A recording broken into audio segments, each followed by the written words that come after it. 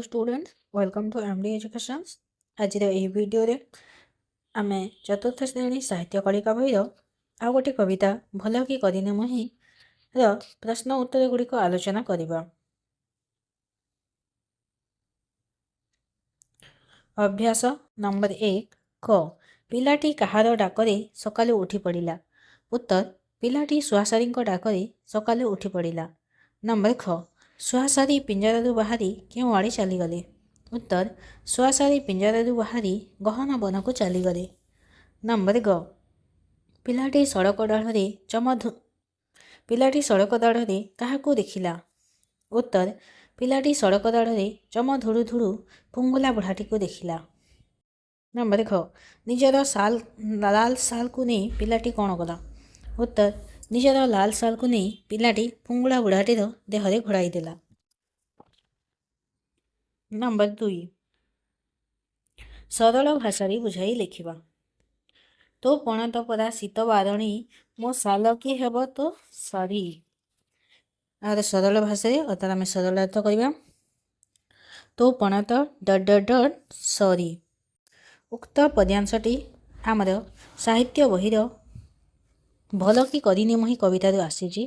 एही प्रसंगरे लेखक कृष्णचंद्रकर पिलाटी पाई ता मार पणतगानी किभली शीतबारणी ताहा उल्लेख करिसंती।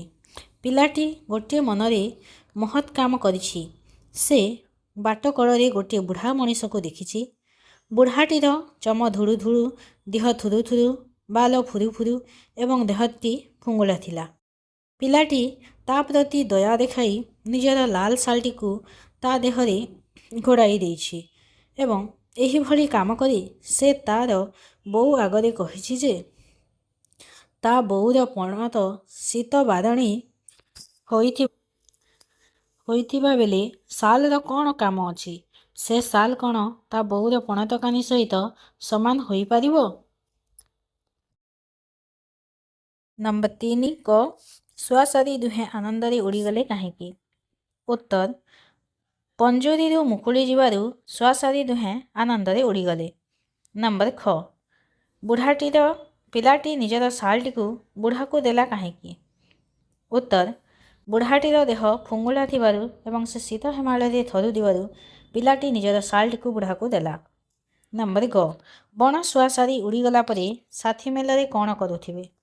उत्तर बण सुहासारी उड़ीजा परे साथी मेलरे गछ डालरे मन उल्लासिया तानरे गाउथिबे।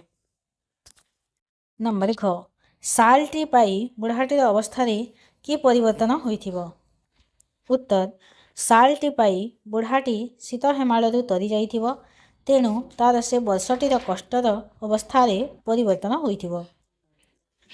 नंबर 1 पिलाटी क्यों दुईटी भल काम करथिला। उत्तर पिलाटी पिंजरारू सुहासारी को उड़ाई देवा एवं बुढ़ा लोकटी को शालटी देइथिबा इत्यादि भल काम करथिला। नंबर 4 वृत्त भितर केते गुड़िए शब्द एकाठी रखा जाइछि कहा सहित किए मिसिबो ताको एकाठी जोड़ी देखिबा। जेमिति फुंगुला बुढ़ा, बालुत सुरुज, पोषा सुहासारी, सड़क दाढ़े, बाघुआ जाड़े, हाबुक माड़, निआसी मन। नंबर 5 एही कवितारू काम को बुझाउथिबा केतोटी शब्द खोजी तल कोठरी लिखिबा। जेपरी उठिली उठिल, देली देल, देखिली देखिल, करिली कल, काढ़िली काढ़िल। नंबर 6 शुणिलारू जेपरी शुणी हेउछि सेहीपरि निम्न शब्द गुड़िकर रूप कौन हेब लिखिबा। शुणिलारू शुणी, हेलारू होई, देलारू देई, तरिलारू तरी, काढ़िलारू काढ़ी, उड़िलारू उड़ी, पाइलारू पाई। नंबर 7 एही पाठरे धुड़ू धुड़ू परी आउ केतोटी शब्द व्यवहार करा जाइछि ताकू बाछि तल कोठरी लिखिबा।